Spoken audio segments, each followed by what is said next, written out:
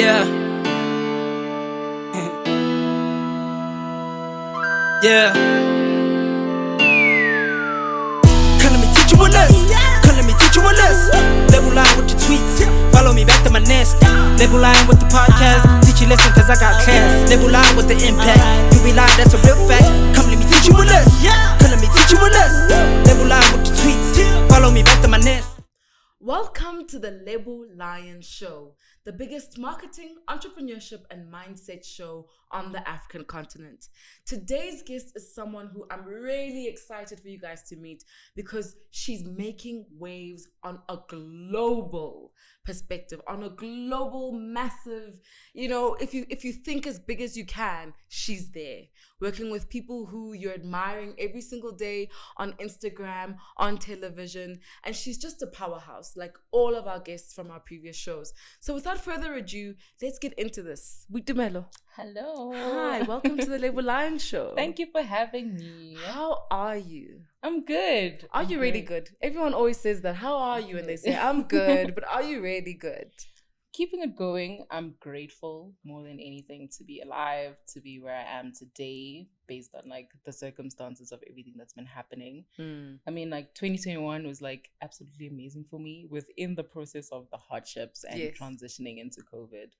But I did feel like 2021 caught up with just COVID and losing people and trying to keep balance and so forth. So within all of that, I still keep soaring. I still keep rising. So I am doing great. That's beautiful. I think a lot of people are afraid to say that the disruption that COVID caused and the disruption that lockdown caused actually helped them just pivot their lives and lean into their greatness and lean into their calling, And I've seen that on your page that you're just like literally soaring. And your resume, like I said before, is so impressive, guys. Like, when you get to know Boitumelo in this conversation, you're going to be like, I want to be her friend because homegirl is just in places. But before we go into that, on this show, we like to ask our guests who they are. So Boitumelo, who are you? Tell everyone, who is Boitumelo? So, as you know, my name is Boitumeo Rametsi. I am a body positive philanthropist. I am a qualified digital brand strategist. I am a model. I am influential in the work that I do and how I live. I'm a mother, daughter, sister, just the girl. I am just the girl. You said something, I think it's a bit of a trigger word for a few people, body positive. I've been to a lot of events, sat with a lot of people, and they all have something to say about body positivity, whether it's a good thing or a bad thing. Is it endorsing unhealthy lifestyles? There are a lot of crazy things that people are saying. Can you tell us and educate us on what body positivity really is? So, like all things, I think phrases and boxes are ever evolving, which they should be, but people always just try to keep a certain idea of something. But body positivity obviously started out as being a plus size model and you're trying to be positive about it. Like that's how it generally just started out. And in the process and evolution of my growth, I learned to understand what body positivity really is. And I say this because I also just feel like in the growth and experiences I've had, some were very unexpected, like my skin changing. But growing up, I've always been big boned, tall girl, and I just wasn't bullied because of the energy and the kind of person that I am. But I grew up in that space and I had some insecurities or just ideologies of what beauty was obviously the complete opposite of what I am, being a girl that is tall, that is a big girl, and. So coming out of school, high school, primary school, high school, that phase of body positivity started out and it was great and all, but I just started experiencing other changes, being my skin being more evident in the changes that I had, because when it started out, it was like just under my armpit, you couldn't see it. It was really small spots that a lot of people do have, but they aren't as progressive. So when it started progressively changing that way, I had to now deal with another condition or just living in a way that I didn't know anything about. And it just sucked. It sucked. I was just like, how is this happening when now people like me are being celebrated, being big girls, and we're being welcomed, like the Tyra Banks show. We've got top model. We've got It's someone cool. who's it's cool great. now. But now, what's happening with me? Why couldn't I get pimples like everyone else? Why is this happening to me? And I came to accepting it at some point and evolving to being the person that I am and being self-aware and choosing that this is my life now, and now I need to celebrate it the way I believe I should. And in doing that, things started changing for me, and the way I was perceived was in the way which I saw myself. And then in that space, that's when I just realized that okay, there's something there, and I started seeing myself as a Vitiligo spokesmodel in South Africa, because there really isn't anyone. And at that point, it was like, so who is this person?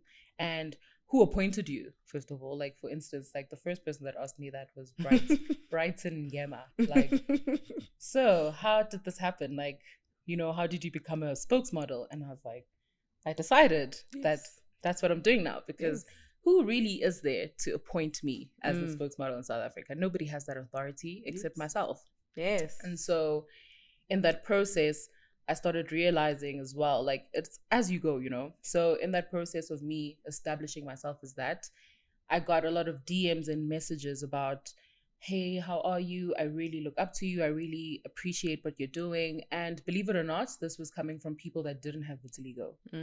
It was someone with burn marks or acne or eczema, anything of that matter. And for me, that process was me realizing that body positivity is not about the specific thing you're experiencing, but it's about a human being being able to embrace and celebrate another person's embodiment for who and what they are and what they present themselves to be at that time. It has nothing to do with what makes you different, Lebo. You look a lot like, like snatched girls, and you look so perfect, and you're like, it has nothing to do with that. It's like, I'm here acknowledging and seeing your godliness and your goddessness for who you are and what you present yourself to be at that very moment, and celebrating it, and not trying to box you or have you in some sort of idea. It's really about celebrating every certain type of body, and not trying to create an idea for people to feel like they want to have a specific thing because they don't feel different. I love how you've put that. And I haven't been able to see body positivity that way until you said what you said, in saying that it's how we choose to see others. And it's not necessarily about me, but it's about how as society we choose to see other people and acknowledging the humanness in them.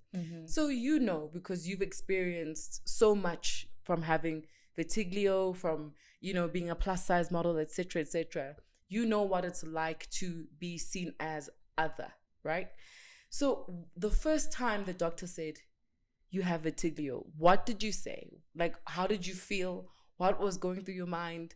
Was it already very evident? What was going on? So the very first time I went to the doctor about my skin, I was about 12. I don't really remember what they called it at the time, but they had something for it, which was like creams and ointments. It was a mother and child hospital in Johannesburg. And I went there and they gave me these creams, and it was just like too much work. Like at night, just put the cream on and it really didn't affect me to that extent that I really had to do it. So I did it for a bit. I mean, I had this small patch on my stomach, like the size of a 5-rand coin. And it did start spotting a bit and covering up, but that was really it. There was nothing else to it. And closer to matric, that's when I started spotting a bit on my face, and it was just like, hey, what's happening? And my lips as well. And I was just like, okay, something's happening, but I don't know. We'll just have to see how it goes. And in the beginning stages, like my first year of varsity, and I was driving, my skin just started changing a bit more vigorously. And I questioned it. I was just like, what is going on? And I just started Googling it. And I was just seeing like the worst things. I was just like, oh my God, what is happening? It's either going to start spreading at the age of 20, which was me at that time, like around that time. And if it doesn't, it's going to happen at the age of 40. And they just explain a bit more in detail, like it's, an autoimmune disease and this and that. And it's, they just explain it further. And I just couldn't stand it. And I printed it and went home and just threw the papers at my mom, like, you threw the papers at your mom.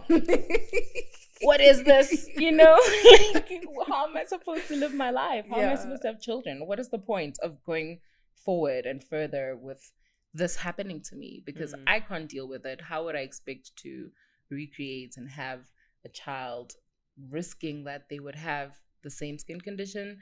Nobody's talking about it. And it's being questioned, like, what's happening? Did you get burnt? Did you experience this? Did you experience that? Like, it's a lot. So yeah. How is someone supposed to speak to someone who is experiencing vitiligo? Like vitiligo. I keep getting this word wrong. I've been practicing it. Vitiligo. Yes. I've been getting this word wrong. So it's like it gives me anxiety because I want to say it right. But it's just a name. It's just another word. One of those things where you're just like, you can't keep it in a box. It's a name that was given to a skin condition. Like, okay. Yeah. Vitiligo. Vitiligo. So how do I approach you? If I'm somebody who's curious and I want to know, how do I say it correctly? How do I approach you? That is a very tricky question. So I'll answer it this way. For instance, I have a doll that I have with me. I think the reason why I say it's tricky is because like it sounds like there really is no nice way of opening up the conversation without being offensive about it. And so for me, I had decided to just walk around more with this doll that I have, a gift that I received from Sibahle Collection. And people love it. And I loved how they're open to engaging more when I have the doll. So if I am open to just having the conversation and having a fun day and being out, talking to kids, I'll definitely have the doll. Not even just kids, like even grown-ups, because they're so fascinated by seeing something so different. And, me being represented, having that they don't even know about me. It's usually expected to be the other way around. Once there's enough people and there's at least a good number of people, then we can create some sort of representation. But it comes off as bizarre because it's very unique and different, and there are a lot of people that have it, but the percentage is so little for you to just be like, okay, well, let's just actually work on something that's massive and representation for such a small number of people. Yeah. So for me, walking around with the doll definitely opens up the conversation where people are like, oh my God, that is so cool. Your doll is so beautiful. Can you tell me more about it? Or can you tell me about yourself? They want to know something, and I'd gladly open the conversation. Say, this is my doll, her name, and tell them about vitiligo and et cetera, and they want to get the doll. So for them, I think it's a very educational process, because then, it leaves a beautiful image in their mind of my identity and how I look. Because I mean, even if someone else has vitiligo, they still do not look like me. We do not look the same. Yes. But I have represented the idea as in beautiful from your first interaction with it. So at least the conversation will be carried on in a more fluent way and more affectionate way, as opposed to it being tricky. Yeah. So for other people without the doll, I think it would be polite to say, well, you look beautiful, or you look different. You don't have to lie to someone if you don't find it beautiful. You look so different. Can you tell me a little bit more about your skin and why you look that way? Or are you not comfortable with it? Because not everybody's comfortable with it. Even if they may not be covering it up with makeup, doesn't mean that they are comfortable to talk about it. And I've also reached the point of accepting that as well. I love that. That's actually such a smart way to get people to talk about something they're uncomfortable addressing, The doll is a very smart idea. As somebody who's in the marketing and branding space, and the trend right now, we keep saying representation matters. We want to represent all kinds of people in campaigns. Do you think that we are truly being representative as brands and marketers? And why does representation matter? So representation matters in the sense that I need to be able to walk out into the world and go on with life knowing that I am seen, I am represented, I'm acknowledged for my existence, and not that a certain type or group of people only are always put forward and always worked around with to accommodate. So in terms of answering that question, and it's important to have that representation. And if brands are doing enough, I'm not sure. I'll be on a 50-50 with that. Reason being is that I feel like they're on the first step or in the verge of being that representation that they would like to be. But right now, it really is about the clout. It really is about them fitting in and being able to be seen as they're representing others too, and they're not, excluding others as well. So for instance, how I think they'd be more inclusive and showing that they are is by creating products that are for that group of people or certain type of person. It's like, it needs to have legs. You can't just have the face there and then we're all just using this hydrating face mask. What does that hydrating face mask do for me as a person with vitiligo? What do I need? What are my needs for that? And I actually have not come across a brand that would say that they specifically cater for the skin type, because I am different at the end of the day. As much as what makes us different is what makes us one. We are united like that. And I don't feel catered for. I just feel represented. You can see me and I'm there and they're like, hey, what products would I be using? But I have never been asked, okay, what are the concerns that I have about my skin? What could I be doing more? I mean, the solutions are there. They'll tell you, the doctors are there. They've got the creams, the ointments for it. But which brand is actually collaborating with a doctor or anybody that is, within that skin dermatological space, being that we're formulating this product that is specifically for you? So I guess, obviously, that leaves open space and room for me to be creating that brand, because I mean, if something is not being done, I myself can do it. So absolutely, representation does need legs. Inclusivity is also about providing solutions. It's not just about campaigns. I think you've put that perfectly, and it's very interesting, because when I sit with people, just regular people, right, and they see someone like you, plus size, someone who's extremely dark skin, or whatever the other might be for people, right, they'll always say, but this is just clickbait, right? How do you make sure that a brand isn't using you for clickbait, but that you do get the message across? And how can other girls who might be seeing you and going, okay, I also feel like I fit into this box of being a minority, brands want to work with me, how do I choose? It's really about knowing your worth and self-awareness, because I mean, they'll always be there. There's a lot of brands out there that want to create a certain look, a certain identity. It's really about what you stand for as a brand yourself, and you can't lie to yourself. It's something that you would have to live with. You can talk about how this is what I'm about and this is where I want to be, but then subconsciously you have this idea of being popular and reaching a certain type of target market and a number of people. So you're not really being that truthful. So the truth always comes out, and it'll reveal itself in the choices that you make, the brands that you keep working with. It just comes out, even with another person working with a brand. So if I happen to work with a brand that you may not have declined, but I know how you truly feel about it, the truth comes out there. And I may be the one person that figures out, but there's probably like a percentage of people that can pick it up with how you deliver it, because of the choice that you made. But it's really about you being honest with yourself and knowing that you're not going to sell yourself short just because you want to be seen by a large number of people. It's really about what your purest and truest intentions are that help you guide your decision-making process. That's perfect. Like literally, that's a perfect answer. You do have to trust yourself and you have to know yourself. And I think that self-knowledge element is so underrated within the influence community, because what we see can almost come across like, if you're like everyone, then you will succeed. But if you're not, then you won't, But it's actually the opposite. If you stand for something, you might be like Boitumelo and start working with Savage Fenty. What? Yes. Tell us about that. Savage X IRL. Yes. In real life. That's what Savage X IRL is. Okay. So I don't know, you want to hear about it from the Tell beginning? us. We want to know what you want to tell us, because that's pretty dope. Yes, it is actually. It was also a process to just happen in my mind, like, okay, this is really happening.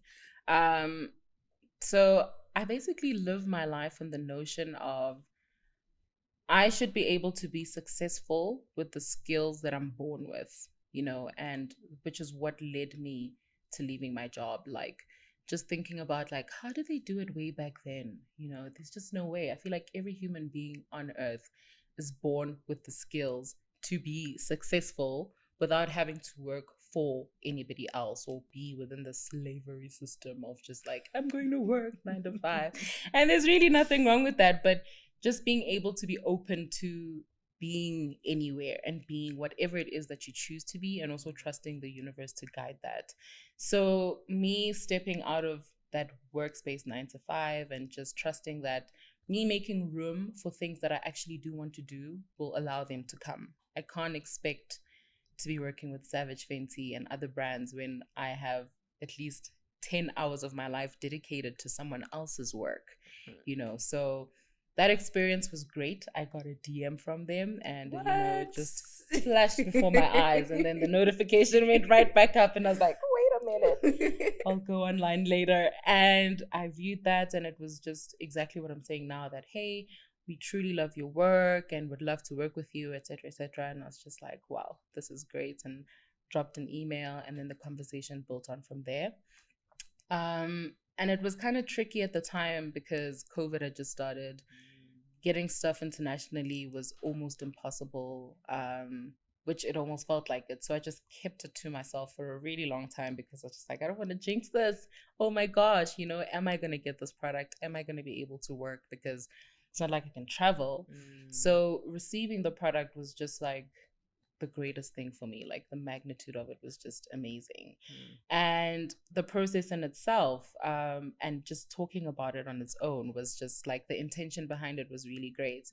And just doing my research and understanding the brand better, I loved it even more, because it really isn't just about who is the hottest influencer that is out there right now, but it really is about who is a savage in real life. Like, how are you out here effing shit up? Because, it's you being you. Are you afraid to be yourself, or are you daring enough to be the truest version of yourself?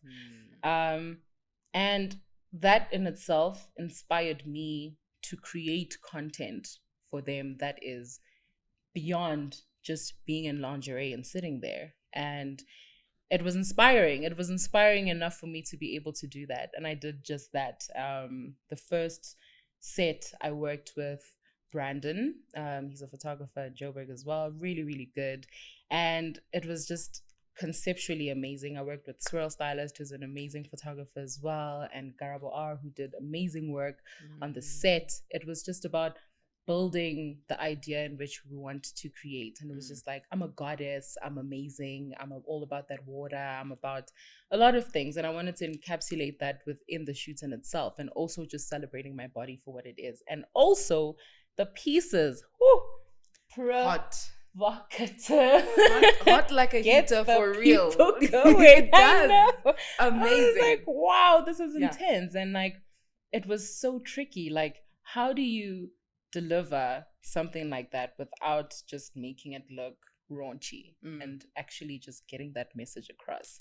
And that was it for me. And doing that work was just like so incredible and so mind-blowing. And what I love with working with different photographers is me being able to see myself through someone else's eyes, and not having control over how something is visually articulated. Because with a selfie camera, or you're shooting with friends, 2 minutes, let me see that photo, delete, I don't look fine there. But like with a photographer, I need to trust you, and I need to trust myself. I need to be comfortable with myself, and that process in itself helps me see myself better. I'm able to see how my body's been changing. I'm able to just appreciate it for what it actually is.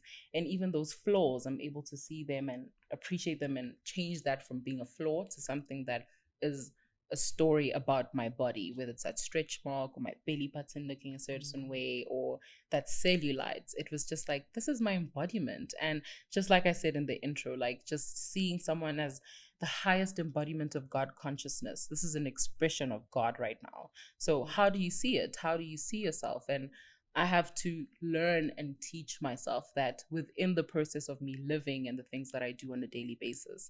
So that shoot in itself was that for me, and seeing my body for what it was, because like that photographer, he really goes in when it comes to lighting. Lighting, Yazini, you're gonna see yourself in all ways. Like the detail in it was just amazing. And just zoom, like I had to do, even the reels that I had created was just like zooming into like the drop of water that is on my thigh.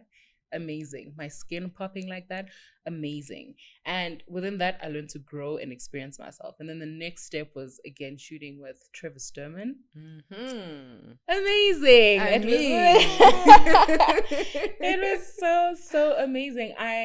Putting that together again, creating that content was just like mind-blowing. It was an experience. It definitely pulled out of my pocket as well, because I wanted to drop it like that. I wanted to have it look a certain way. And when you really want to create something that is extremely impactful, that has attention to detail, you have to put in the work yourself, even if you're working with a group and a team and they've got their things together, but you have the entire concept in mind of how you want this to be done. So that in itself was incredibly amazing. Shot it like on Christmas Eve, believe it or not. I know, right? Wow. Crazy. I was incredibly honored by that in itself, that everything has come together. I have a team of people, set designer, makeup artist, an incredible, globally acclaimed photographer who is there on the eve of his birthday. That for me is just amazing, and mind-blowing, because that's what I mean by that. The experience in everything for me is everything within creating the content and collaborating with each other, that in a time like this, we can come together and you put in all your hard work and effort into that, and creating that in itself and involving my son in it was amazing. And working with Bidu as well, their work, incredible. So for me, it was very much about also showcasing what our people here have to offer, like having Bidu doing Savage Fenty and having Trevor Sturman being Savage Fenty, having Swirl Stylist, who is also like a lookalike of Rihanna. She's literally exactly that. And just having them be there and do something and put in their piece of work, and we're putting it out to the rest of the world, was just something that is incredible for me. And that experience on its own is something that, like, for instance, the question would be like, how would you bring Africa to Savage Fenty? How would you deliver something that is amazing to them and show them what we Africans and South Africans can do? It's not, how are they doing it there and what are they doing and what is their concept? It had nothing to do with that, but mainly just bringing my truest and most authentic self and story to that. I love what you spoke about there. You touched on collaboration, you touched on being a global citizen. And what I want to know from you, and I think our guests really need to know, is it an impediment? My gosh, my English. Is it an impediment to be an African person? Does it stop you from being a global player? Do I have to change my accent? Do I have to wear a weave? Do I have to look like anything other than African, in the typical sense of what African is, to be able to play on a global stage? If anything, it's the best thing to be. Like, if you are African and South African and you have your unique identity stapled within yourself, rooted inside of you, it's really important for you to explore and bring that out so that you can be seen, so you can be celebrated for the person that you are. I think, growing up, I definitely aspired to be American. What does that mean? Like, sound it, look it, what about it did you want to be? I think my perception of the American identity is creativity, production value, and being a star. That's what it is. And growing up, it obviously came off as having to either have the accent or, what is it about you that makes you stand out? And, you just feel like, oh, I really wish that. And you have, the hair going on. And, being American was the accent growing up. And then just being in the space of being in a multiracial school and speaking English all the time was just a thing. And oh my goodness. And Sorry. and you'd be funny. a I coconut. never knew that was a thing. Really. And being you just a coconut and but I aspired to be American, but I really enjoyed being myself. But the closest thing to being American is going overseas for whatever reason it is. So it's the American dream, going to Hollywood. And now I am definitely in a completely different space where I am celebrating my identity for what it is. It's not even shameful at all. But coming from here is the best thing ever, where, you bring such a multiple diverse multiple streams of diversity in just like what you do, the language you speak. We speak so many different languages, and your culture, and blessing, and just many layers of things. And I think it's so important to celebrate and be all of that right now, because my perception of the American identity now has changed as well, because I see them trying to come back home to Africa and being rooted in their identity. They strive and really aspire to be like us, yet we're trying to be like them.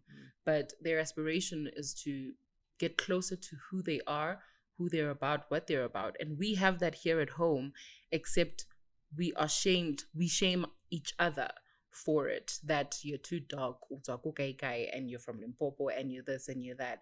But yet you should be celebrating that and bringing more out of that in yourself, and you see it in all things. You see it in music videos, you see it in conceptual ideas that they come up with, you see it in campaigns, everything, ads, the products they create. Exactly. And for you to reach a global scale, it's really important for you to just uniquely define yourself and be seen in the light that you want to be seen in. And that in itself can bring on international collaboration. Why would someone want to collaborate with something that is similar to themselves and how they are already doing things? They want to see different. They want to celebrate different. So that is what I tell a lot of people that want to model, or I even created a live stream at some point, because, people only see you as that once you've worked with a brand. Once you say Rihanna, then you go, you're definitely a model. You are a model. It's like, well, I've been doing this. Mr. Price seeing me on a window, then it makes me a model. How do you work with Mr. Price? And the answer remains the same. You need to work on yourself. You need to define yourself. You need to show people who you are and how you want to be portrayed and be seen. And then they collaborate and work with that.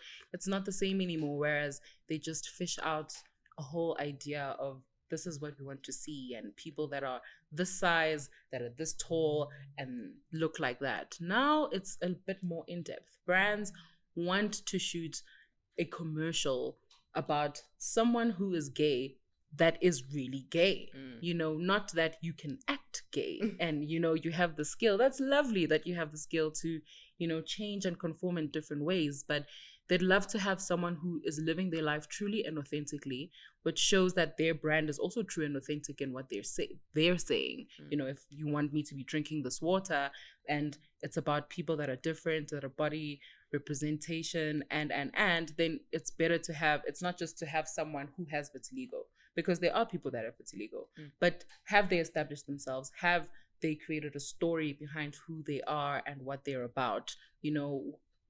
How much further can a consumer take that conversation when they look into who that person is that they've decided should be there?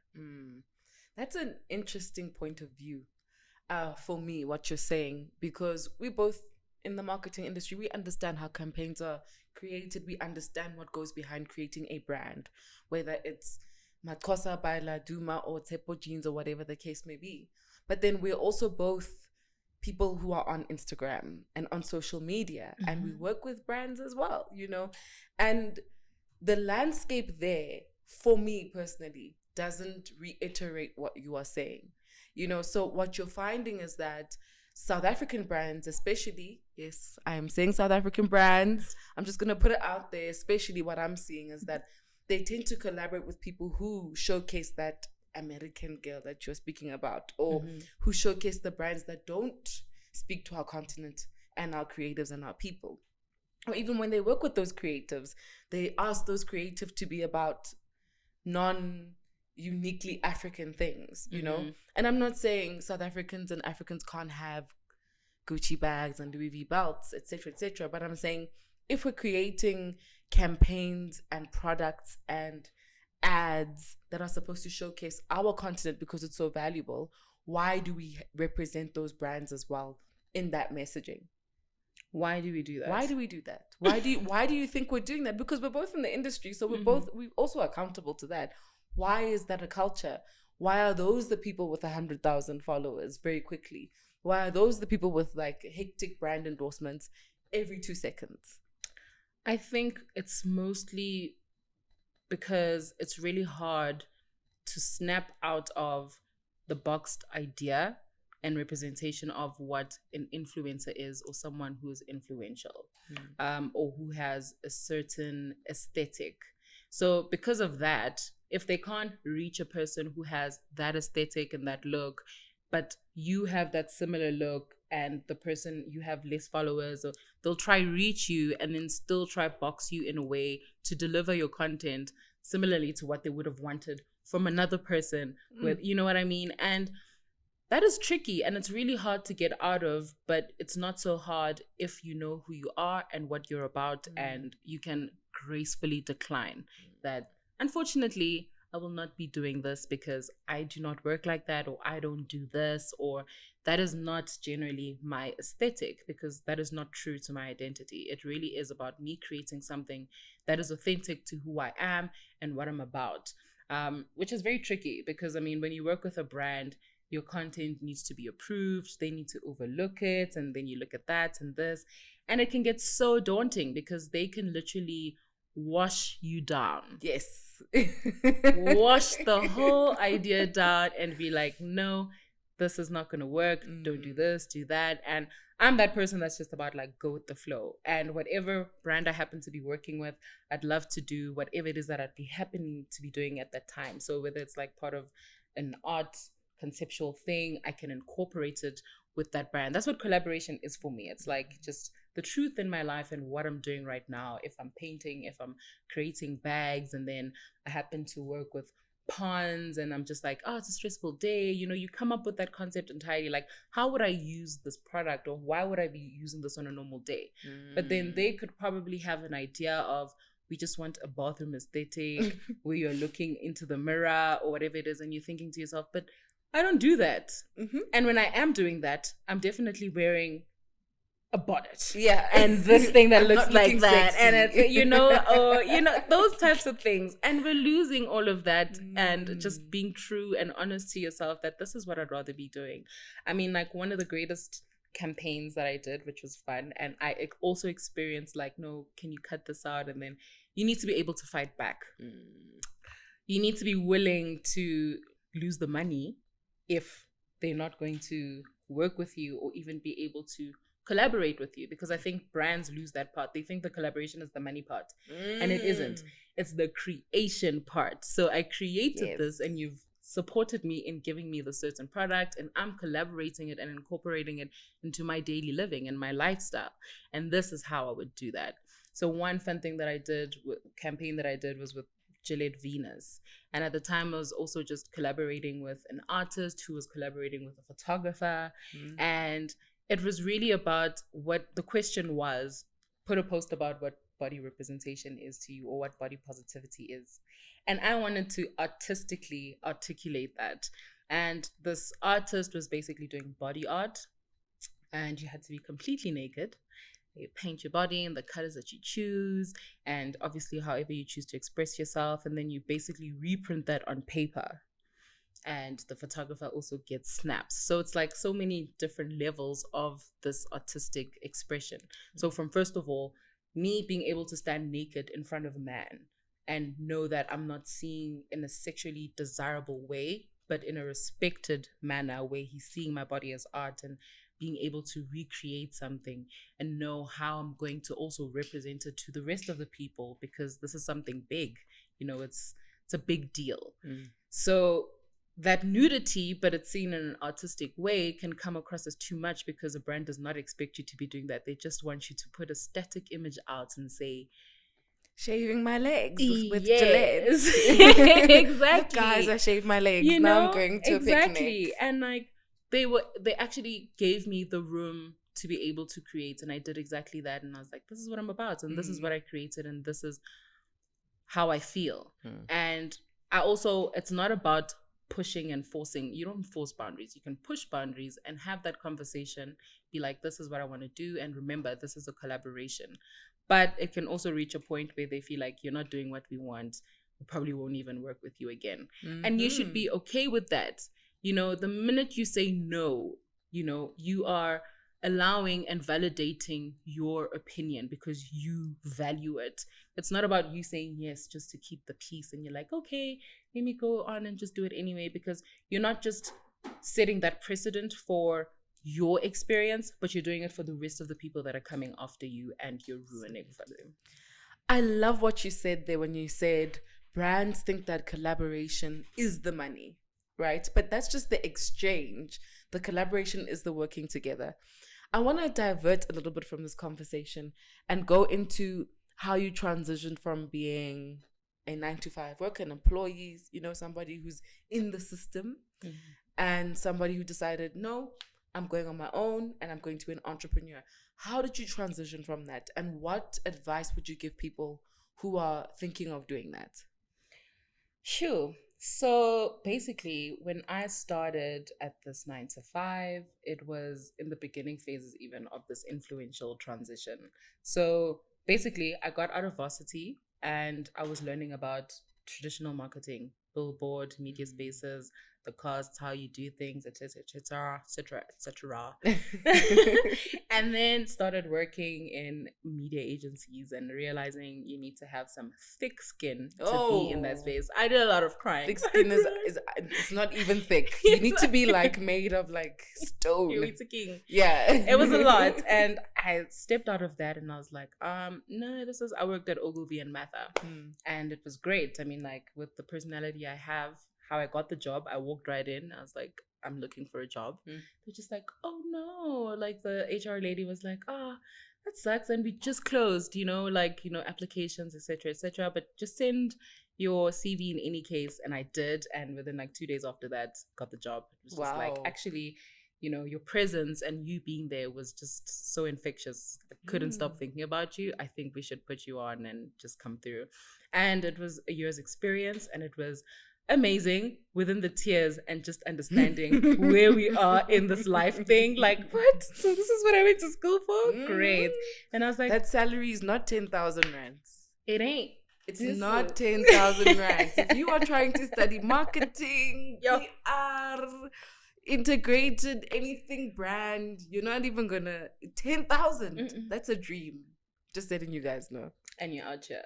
Yeah. So I did that, and then I left, and I was like, actually, I'm gonna do my own thing. I don't know what this is about. And that's how my brand started, Be Glam SA.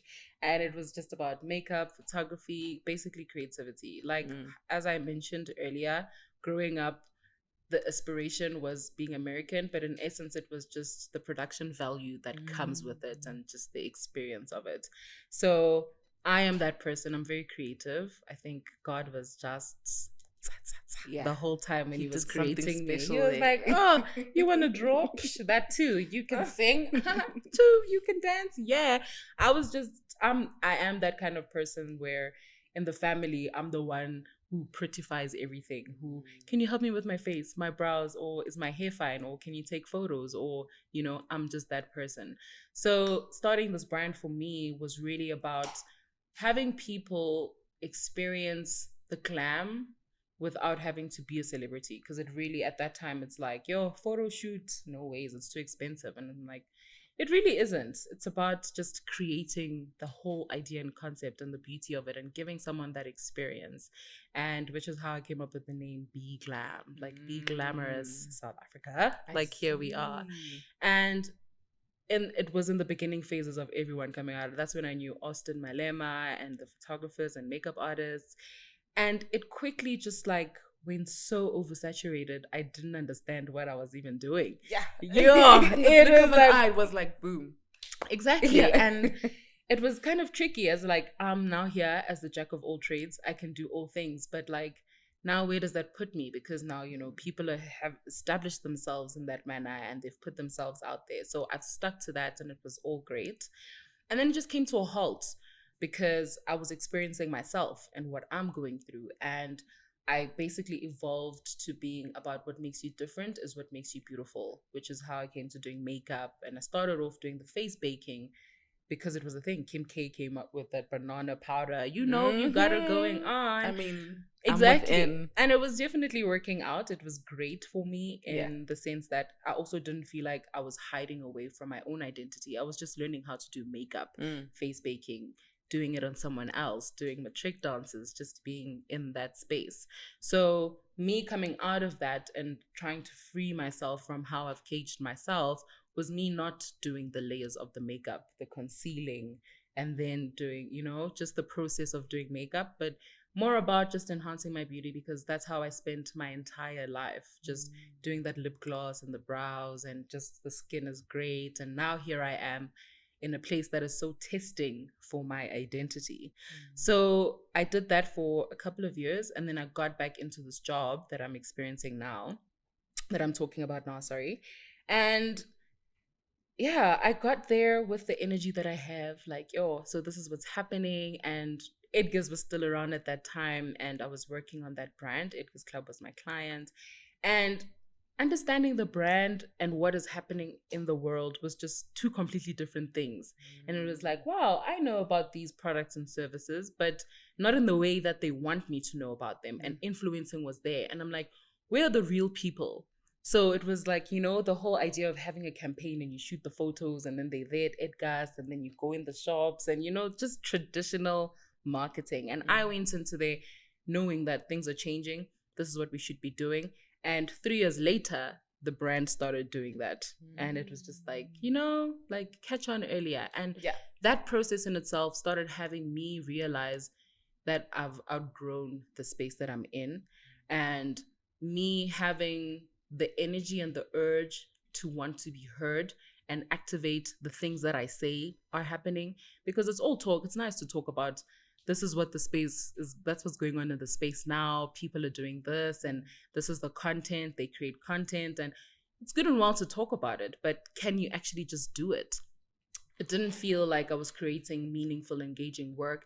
And I felt it was very possible to happen, except they are not ready for it. The companies are not ready for it.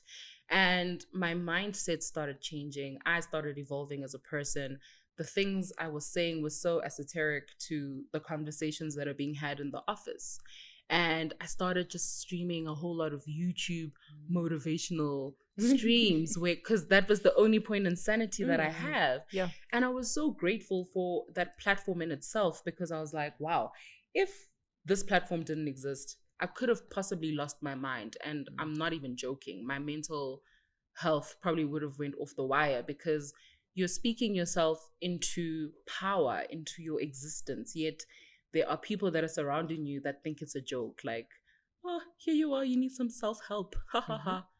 And it's really not funny. I'm just trying to make sense of all of this. And it was just, I felt like I was suffocating. So it only made sense for me to let go so I can go and really discover this notion and idea that I have in my mind, that every human being on this earth is born with the skills to be successful at living life and doing whatever it is that you choose to do without having to work for anybody else. And for me to do that, I had to prove it to myself, which was leaving my job. Yes. And yeah, it was quite hectic. I mean, my CEO and people were just like, but where are you going? And who is your new B.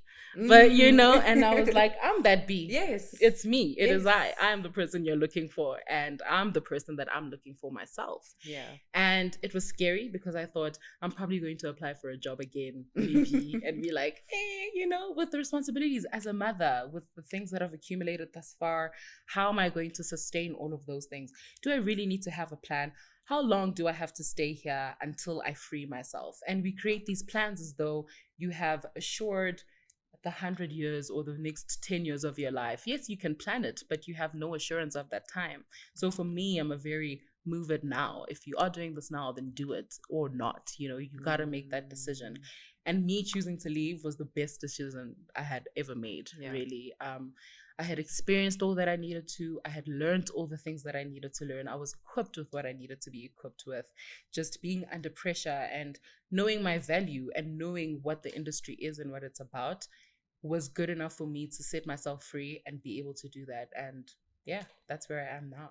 Your journey is so beautiful. And I listen to a lot of Oprah podcasts and content. And the one thing she keeps repeating is all people really want is to be free.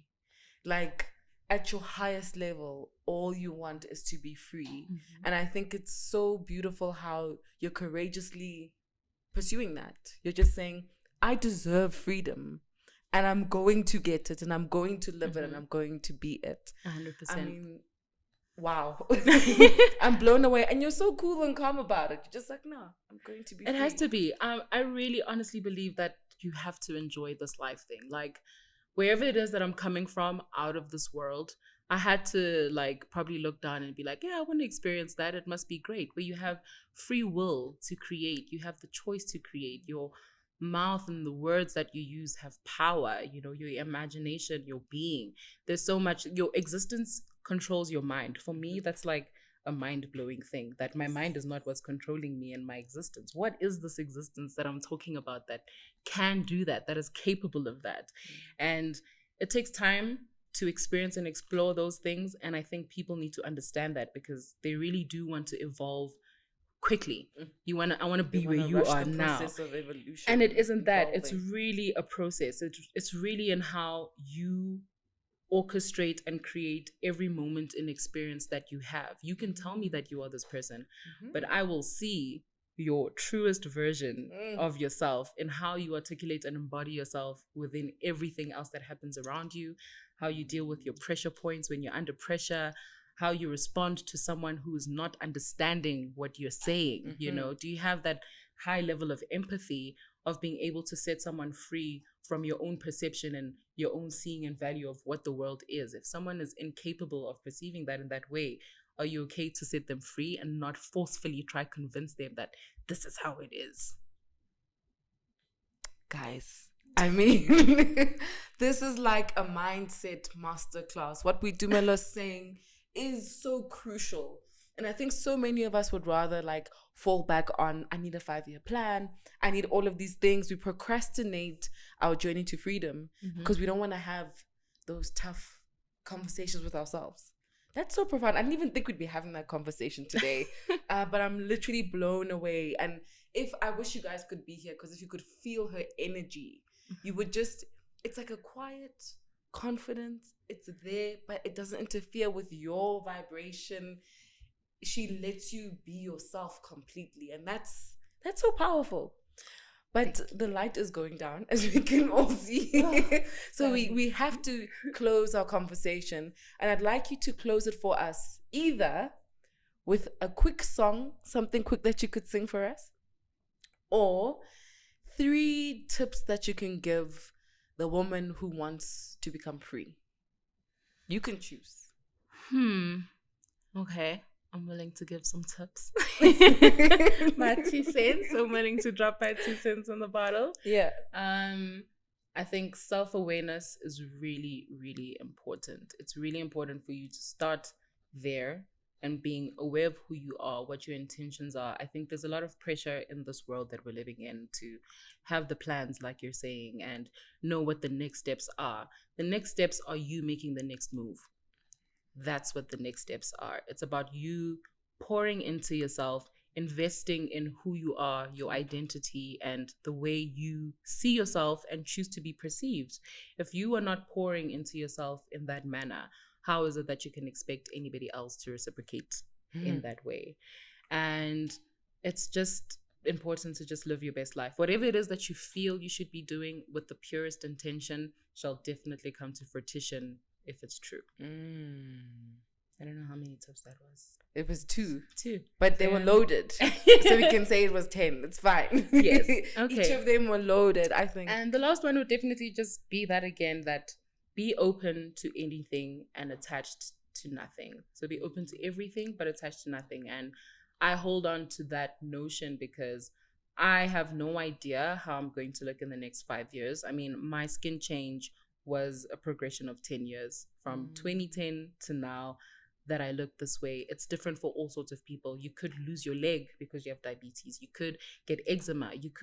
There's really all types of possibilities. And it's really important for you to celebrate who you are at the present moment, even if you have an idea of how you would love to be in the future. Be that person you see yourself to be now. Be open to everything and attached to nothing. I think that's the best way to close off this incredible episode. Thank you so much, Dumi, for sharing your energy and your wisdom and your experience and everything with us. Oh, thank you for having me. It's an honor. Like I was saying in response to the email, that, you know what? I love to find myself in spaces where I'm having meaningful, thoughtful, engaging conversations, and not just let's sit and have coffee and just drinks. But like, we can do that, but let's do it in the most engaging, impactful way. So to have myself sitting here is an honor. Thank you so much for having me. Thank you. The impact, you be lying, that's a real fact. Come let me teach you a lesson. Come let me teach you a lesson. Lebo Lion with the tweets. Follow me back to my nest.